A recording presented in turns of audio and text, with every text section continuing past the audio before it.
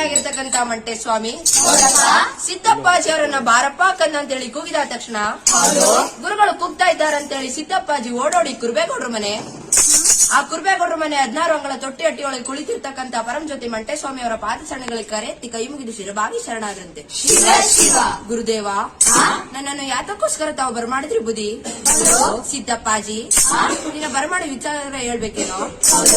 ನೋಡಪ್ಪ, ಕಲಿಯ ಚೇತ ಬಂದ್ಬಿಡ್ತು, ಕಾರಣ ಮುತ್ತತ್ತಿಯಾಗಿ ಬಂದ್ಬಿಡ್ತು. ನರಕ್ ಕಲಿಯ ನಮ್ಮ ಕಣ್ಣಿಂದ ನೋಡಕ್ಕಾಗಲ್ಲ, ಕಾರಣ ಬರುಷಲ್ ನಾವು ಪಾತಾಳ ಲೋಕಕ್ಕೆ ಮರ್ಯಾಗ ಹೊಂಟೋಗ್ಬೇಕು. ಕುರ್ಬೇಗೌಡ ಕುರಿ ಕಟ್ಟಿರ್ತಕ್ಕಂತ ಕೊಟ್ಟಿಯೊಳಗೆ ನಾವು 12 ಅಂತ ಬಾವಿ ತೋರಿಸ್ಕೊಂಡು ನಮ್ಮ ಮರ್ಯಾಗ ಮಲ್ಬೇಕು. ನಮ್ಮ ಹಂಗು ನರ್ರಿಗುಂಟಾಲಿ, ನರ್ರಿಗೆ ನಾವು ಬೇಕಿಲ್ಲ. ಗುರುದೇವ, ಅದಕ್ಕೆ ನನ್ನನ್ನು ಯಾತಕ್ಕೋಸ್ಕರ ತಾವು ಬರಮಾಡಿದ್ರಿ ಬುದ್ಧಿ?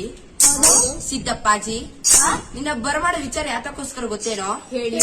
ಈ ಬಪ್ಪನ್ಪುರದ ಮಠ ಮನೆ ಕಟ್ಸ್ಬೇಕಂದ್ರೆ ಕಂದ, ನಮ್ಗೆ ಕಬ್ಬಿಣದ ಲಂಚಾನ ನಮಗಾಗಬೇಕು ಅಂಚಾರಂತೆ ಸಿರಯ ಸ್ವಾಮಿ ಬನ್ನಿ.